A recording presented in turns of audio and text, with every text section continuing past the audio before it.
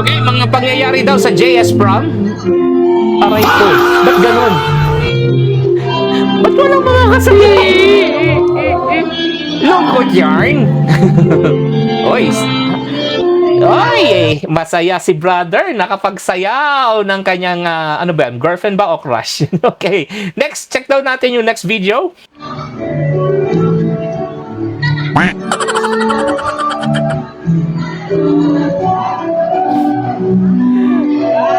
Ay, inggit yarn. Nasa gitna lang siya. Yan, tulala. Okay. Parang may naamoy ako hindi maganda. Ayan. Dahil wala makasayaw, lobo na lang daw. Oh,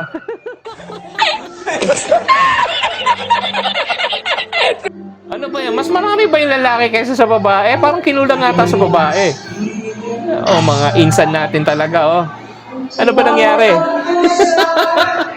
Yung iba sayang-saya, kayo naman lungkot na lungkot. Tarantado! Pinagtiyagahan na yung lobo eh. Pwede na yun, kesa wala daw. Sumama ang loob eh, oh. Sige, kayo na merong kasayaw. Yan, dito na lang ako sa lobo. Ayan, napapasana all na lang. Yun nga guys, sa pansin ko dito, mas maraming lalaki kaysa babae. Kinulang ang babae. Ano ba nangyari sa JS Prom na to? Where the girls at? Diba? Naubos ang mga babae.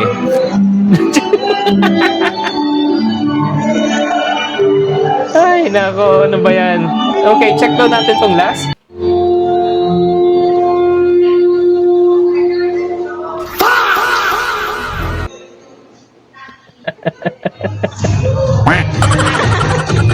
Yun, nagtsaga na lang sa upuan. Kulit ng JS Prom nyo. Iyak. Aray ko!